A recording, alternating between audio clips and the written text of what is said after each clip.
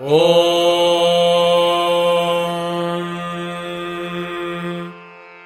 श्रीगुरुभ्यो नमः। हरिः ॐ। शुक्लाम्बरधरम् विष्णुम् शशिवर्णम् चतुर्भुजम् प्रसन्नवदनम् ध्यायेत् सर्वविघ्नोपशान्तये। नारायणम् नमस्कृत्य नरम् चैव नरोत्तमम् देवीम् सरस्वतीम् व्यासम् ततो जयमुदीरयेत्। व्यासम् वसिष्ठनप्तारम् शक्तेः पौत्रमकल्मषम् पराशरात्मजम् वन्दे शुकतातम् तपोनिधिम्। व्यासाय विष्णुरूपाय व्यासरूपाय विष्णवे नमो वै ब्रह्मनिधये वासिष्ठाय नमो नमः। अविकाराय शुद्धाय नित्याय परमात्मने सदैकरूपरूपाय विष्णवे सर्वजिष्णवे। यस्य स्मरणमात्रेण जन्म संसारबन्धनात् विमुच्यते नमस्तस्मै विष्णवे प्रभविष्णवे। ॐ नमो विष्णवे प्रभविष्णवे। श्रीवैशम्पायन उवाच श्रुत्वा धर्मानशेषेण पावनानि च सर्वशः युधिष्ठिरः शान्तनवम् पुनरेवाभ्यभाषत। श्रीयुधिष्ठिर उवाच किमेकम् दैवतम् लोके किम् वाप्येकम् परायणम् स्तुवन्तः कङ्कमर्चन्तः प्राप्नुयुर्मानवाः शुभम्। को धर्मः सर्वधर्माणाम् भवतः परमो मतः किम् जपन्मुच्यते जन्तुर्जन्म संसारबन्धनात्। श्रीभीष्म उवाच जगत्प्रभुम् देवदेवमनन्तम् पुरुषोत्तमम् स्तुवन्नाम सहस्रेण पुरुषः सततोत्थितः। तमेव चार्चयन् नित्यम् भक्त्या पुरुषमव्ययम् ध्यायन् स्तुवन् नमस्यंश्च यजमानस्तमेव च। अनादिनिधनम् विष्णुम् सर्वलोकमहेश्वरम् लोकाध्यक्षम् स्तुवन् नित्यम् सर्वदुःखातिगो भवेत्। ब्रह्मण्यम् सर्वधर्मज्ञम् लोकानाम् कीर्तिवर्धनम् लोकनाथम् महद्भूतम् सर्वभूतभवोद्भवम्। एष मे सर्वधर्माणाम् धर्मोऽधिकतमो मतः यद्भक्त्या पुण्डरीकाक्षम् स्तवैरर्चेन्नरः सदा। परमय्यो महत्तेजः परमय्यो महत्तपः परमय्यो महद्ब्रह्म परमय्यः परागणम्। पवित्राणाम् पवित्रय्यो मङ्गलानाम् च मङ्गलम् दैवतम् देवतानाम् च भूतानाम् यो व्ययः पिता। यतः सर्वाणि भूतानि भवन्त्यादियुगागमे यस्मिंश्च प्रलयम् यान्ति पुनरेव युगक्षये। तस्य लोकप्रधानस्य जगन्नाथस्य भूपते विष्णोर्नाम सहस्रम् मे शृणु पापभजापहम्। यानि नामानि गौणानि विख्यातानि महात्मनः ऋषिभिः परिगीतानि तानि वक्ष्यामि भूतले। ऋषिर्नाम्नाम् सहस्रस्य वेदव्यासो महामुनिः छन्दोनुष्टुप् तथा देवो भगवान् देवकीसुतः। अमृतांशूद्भवो बीजम् शक्तिर्देवकीनन्दनः त्रिसामाहृदयन्तस्य शान्त्यर्थे विनियुज्यते। विष्णुम् जिष्णुम् महाविष्णुम् प्रभविष्णुम् महेश्वरम् अनेकरूपदैत्यान्तम् नमामि पुरुषोत्तमम्। अस्य श्रीविष्णोर्दिव्यसहस्रनामस्तोत्रमहामन्त्रस्य श्रीवेदव्यासो भगवान् ऋषिः अनुष्टुप्छन्दः।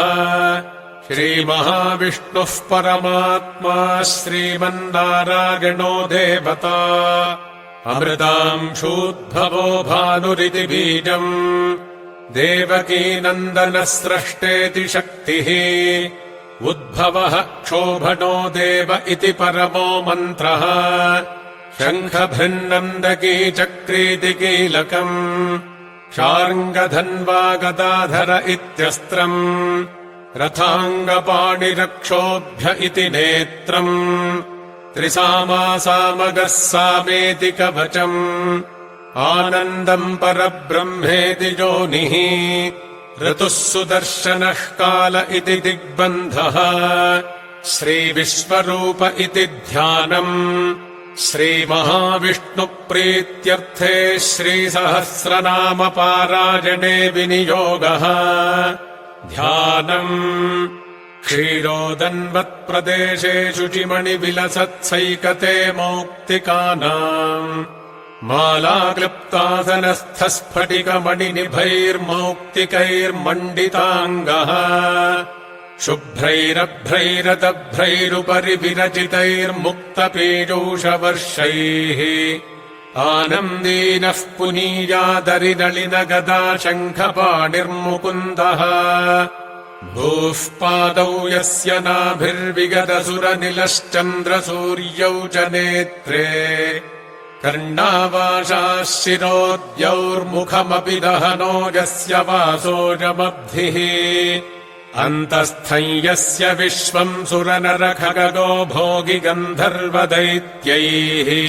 चित्रम् रम्यते तम् त्रिभुवनवपुषम् विष्णुमीशम् नमामि ॐ नमो भगवते वासुदेवाय शान्ताकारम् भुजगशगनम् पद्मनाभम् सुरेशम् विश्वाधारम् गगनसदृशम् मेघवर्णम् शुभाङ्गम् लक्ष्मीकान्तम् कमलनगनम् योगिहृद्ध्यानगम्यम् वन्दे विष्णुम् भवभयहरम् सर्वलोकैकनाथम् मेघश्यामम् पीतकौशेरवासम् श्रीवत्साङ्कम् कौस्तुभोद्भासिताङ्गम् पुण्योपेतम् पुण्डरीकारताक्षम् विष्णुम् वन्दे सर्वलोकैकनाथम् नमः समस्तभूतानामादिभूताय भूभृते अनेकरूपरूपाय विष्णवे प्रभविष्णवे सशङ्खचक्रम् सकिरीटकुण्डलम् सपीतवस्त्रम् सरसीरुहेक्षणम् सहारवक्षस्थलशोभिकौस्तुभम् नमामि विष्णुम् शिरसा चतुर्भुजम् छायायाम् पारिजातस्य हेमसिंहासनोपरि आसीनमम्बुदश्याममाजताक्षमलङ्कृतम् चन्द्राननम् चतुर्बाहुम् श्रीवत्साङ्कितवक्षसम् रुक्मिणी सत्यभामाभ्याम् सहितम् कृष्णमाश्रये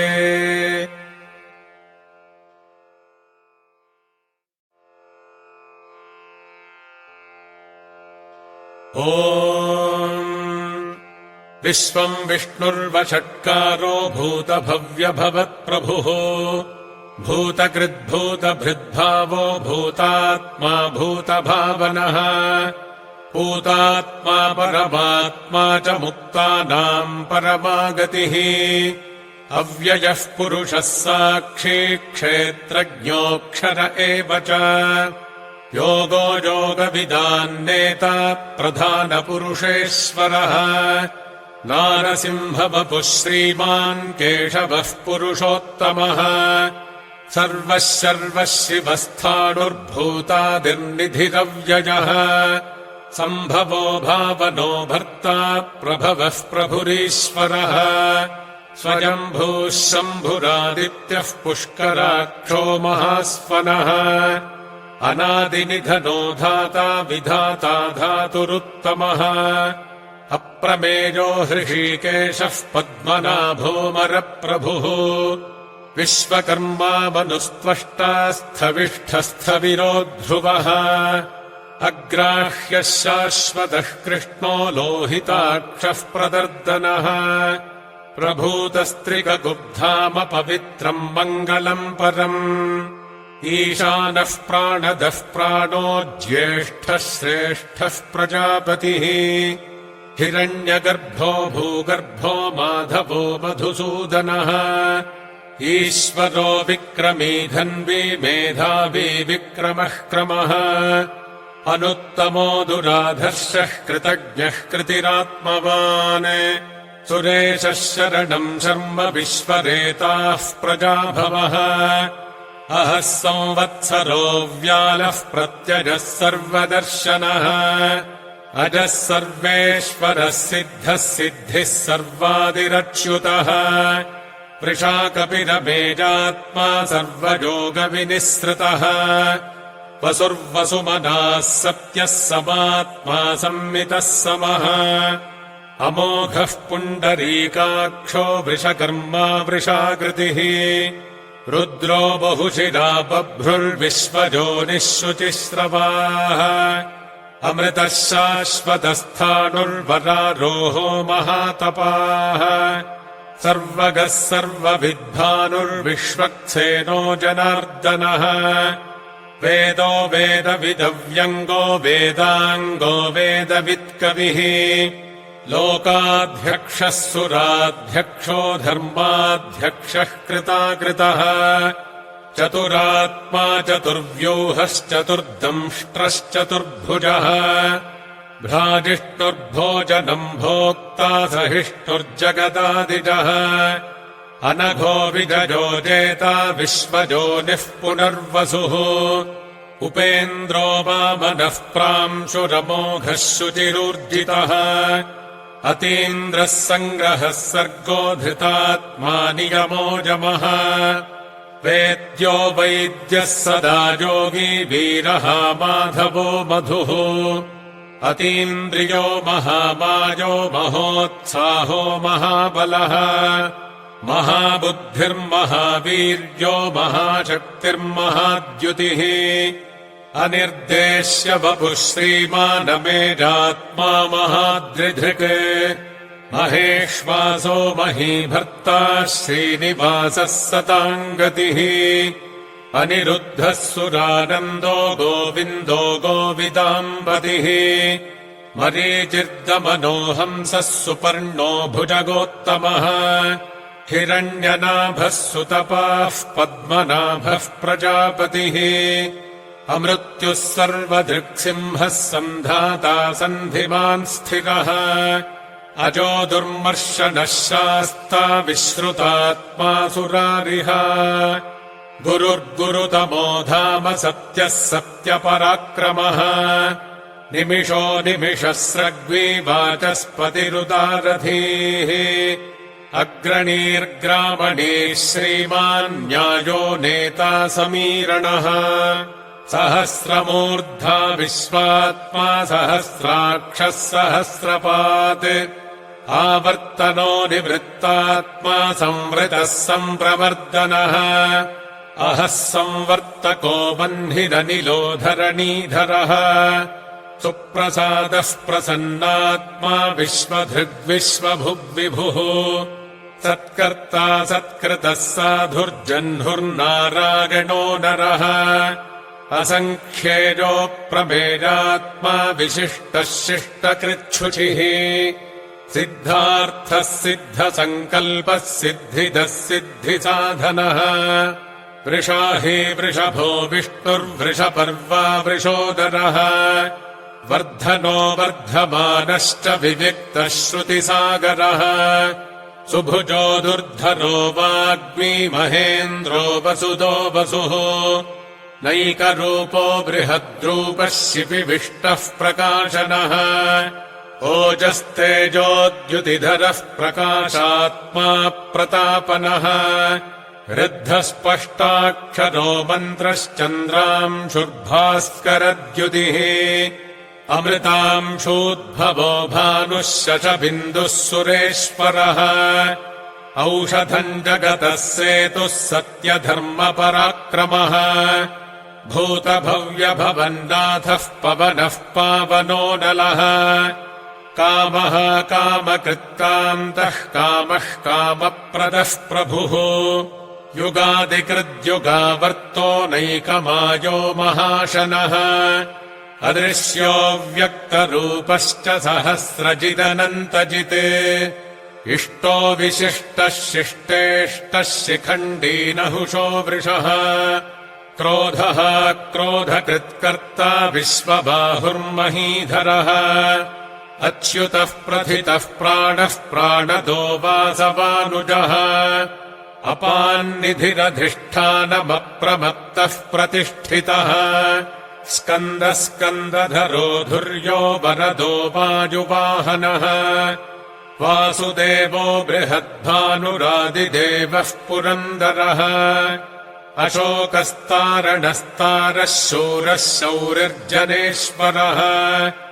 अनुकूलः शतावर्तः पद्मी पद्मनिभेक्षणः पद्मनाभोरविन्दाक्षः पद्मगर्भः शरीरभृत् महर्धिर्वृद्धो वृद्धात्मा महाक्षो गरुडध्वजः अतुलः शरभो भीमः समयज्ञो हविर्हरिः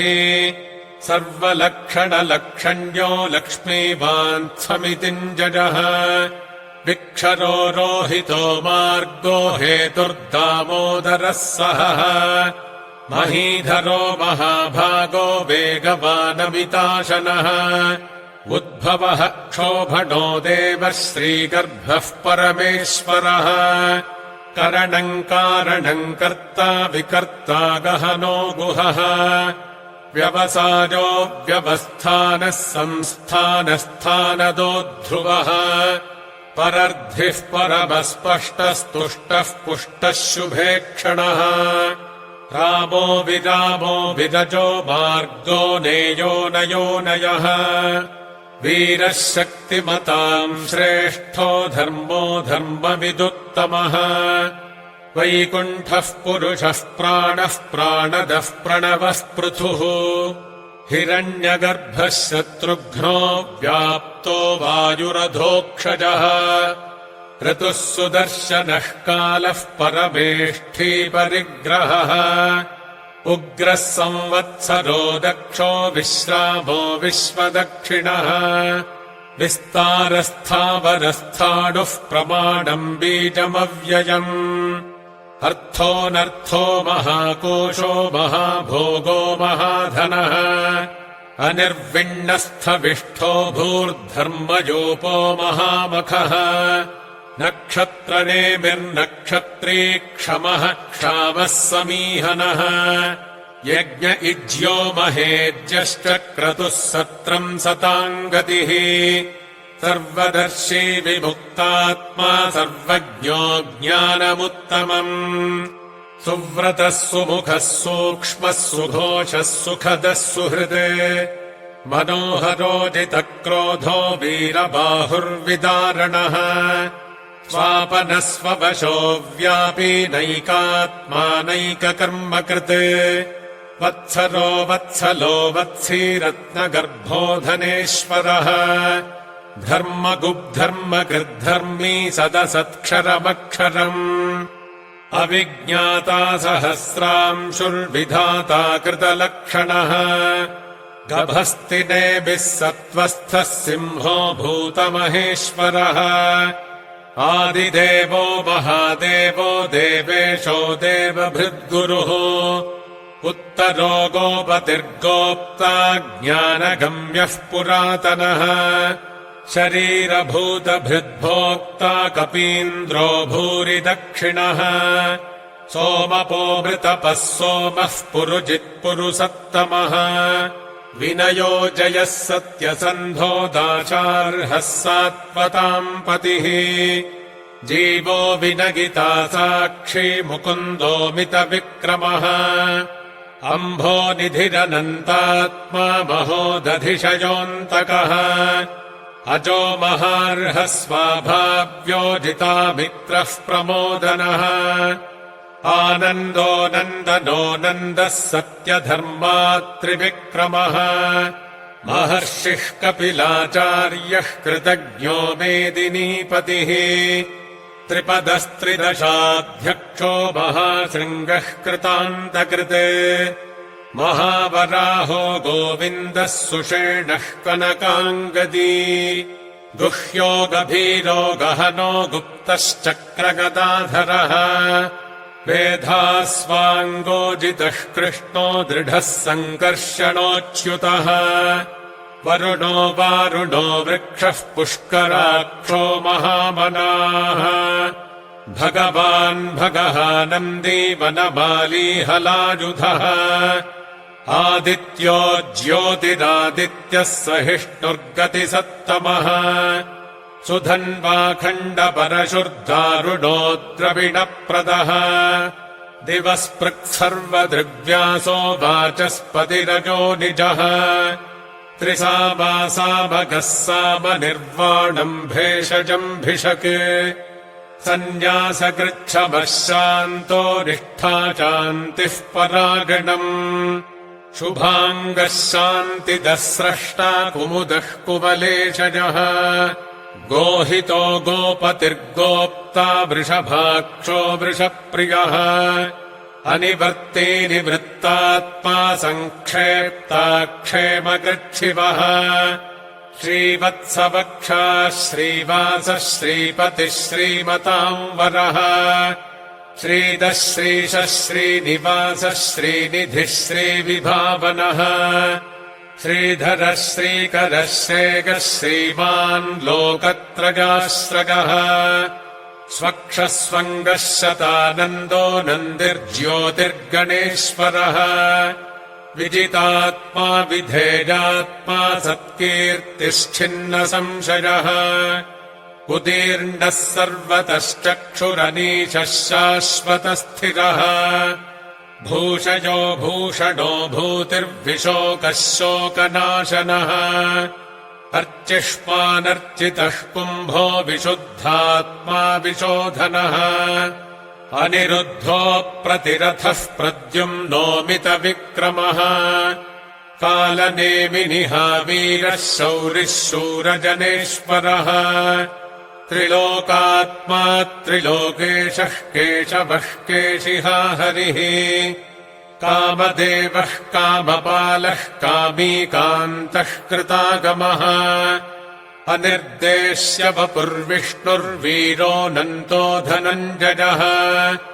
ब्रह्मण्यो ब्रह्मकृद्ब्रह्मा ब्रह्म ब्रह्मविवर्धनः ब्रह्मविद्ब्राह्मणो ब्रह्मी ब्रह्मज्ञो ब्राह्मणप्रियः महाक्रमो महाकर्मा महातेजा महोरगः महाक्रतुर्महायज्वा महायज्ञो महाहविः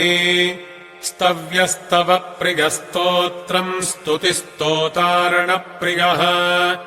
पूर्णः पूरगिता पुण्यः पुण्यकीर्तिरनामयः मनोजवस्तीर्थकरो वसुरेता वसुप्रदः वसुप्रदो वासुदेवो वसुर्वसुमनाहविः सद्गतिः सत्कृतिः सत्ता सद्भूतिः सत्परागणः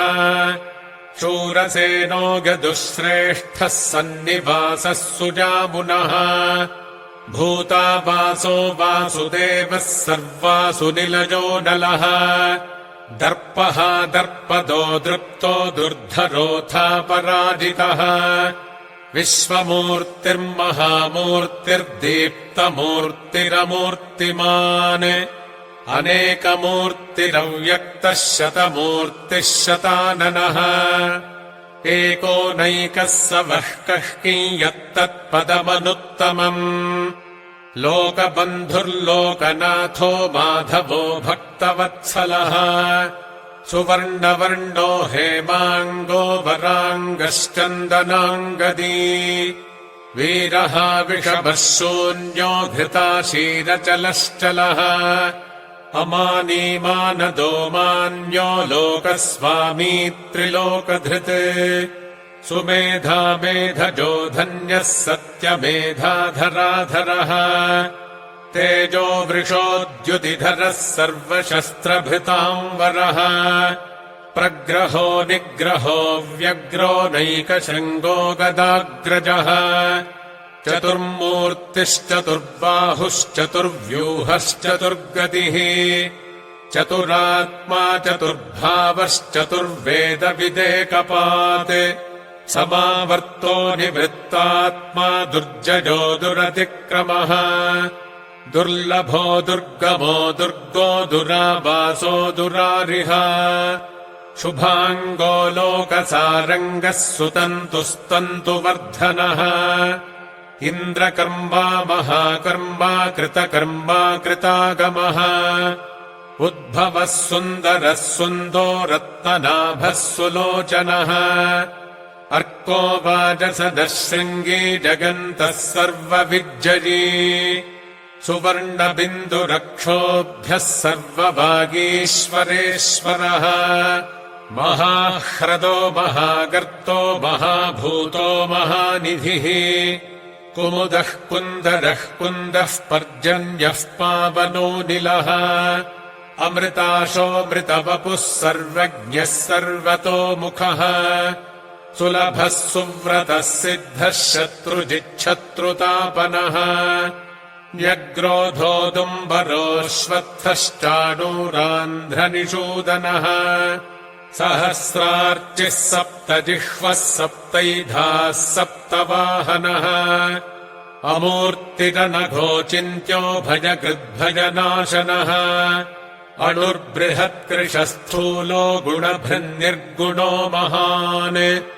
अधृतस्वधृतस्वास्यः प्राग्वंशो वंशवर्धनः भारभृत्कथितो योगी योगीशः सर्वकामदः आश्रमश्रमणः क्षामः सुपर्णो वायुवाहनः धनुर्धरो धनुर्वेदो दण्डो दमयितादमः अपराजितः सर्वसहो नियन्ता नियमो यमः सत्त्ववान् सात्विकः सत्यः सत्यधर्मपरायणः अभिप्रायः प्रियार्होर्हः प्रियकृत्प्रीतिवर्धनः विहारसगतिर्ज्योतिः सुरुचिर्हुतभुग्विभुः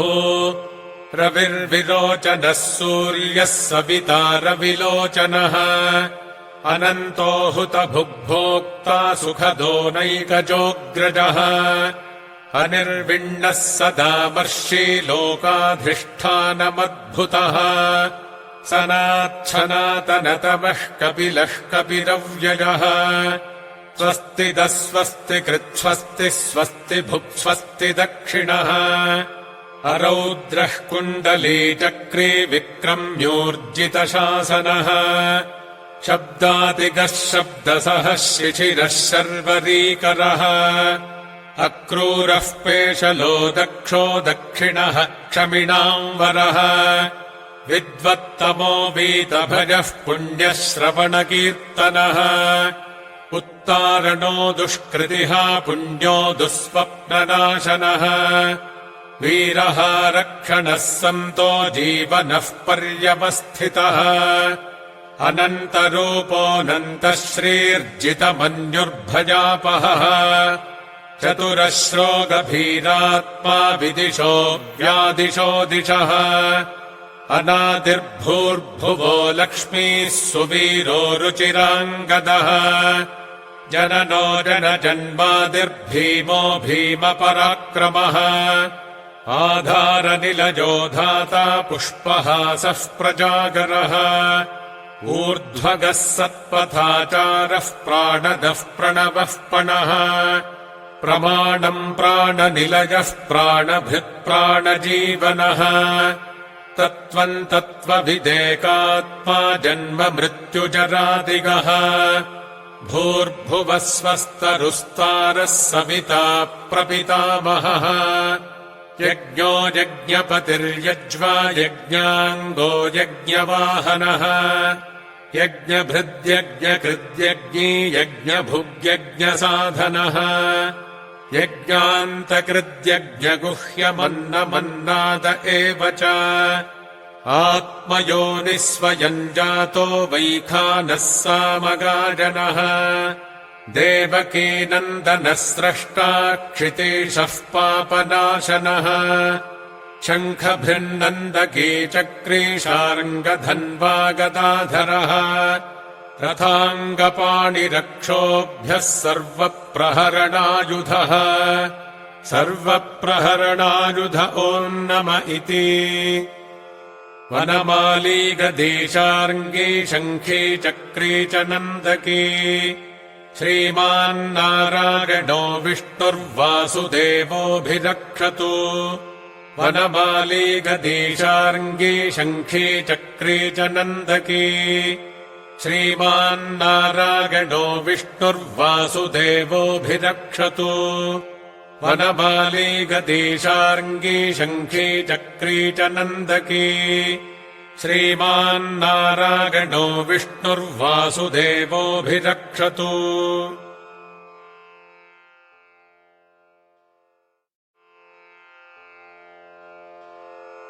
इतीदम् कीर्तनीयस्य केशवस्य महात्मनः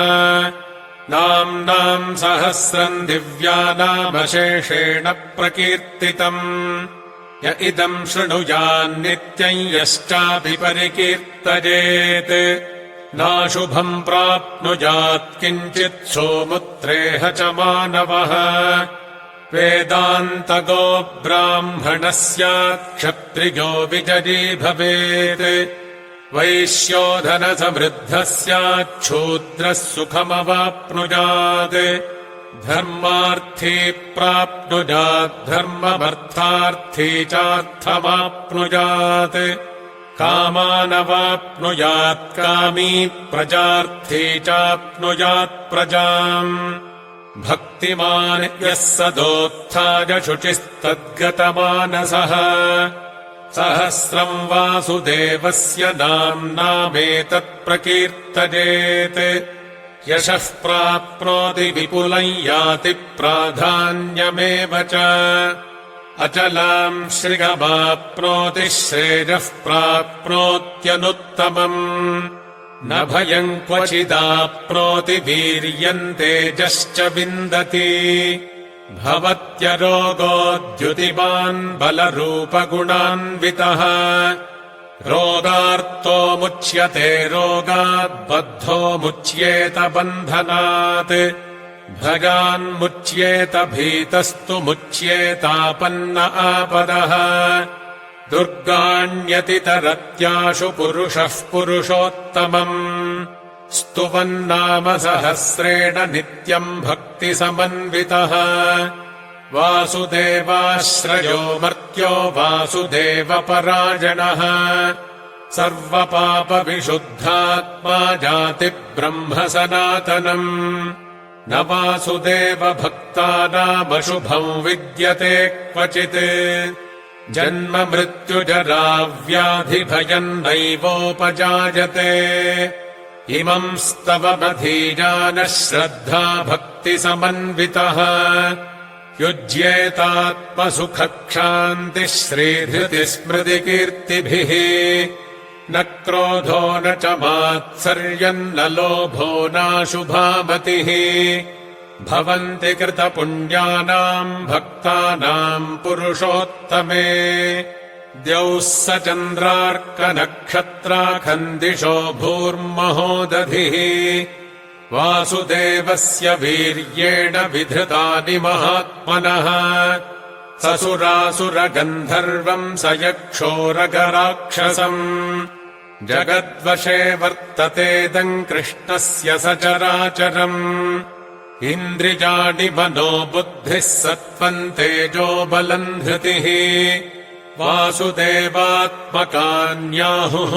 क्षेत्रम् क्षेत्रज्ञ एव च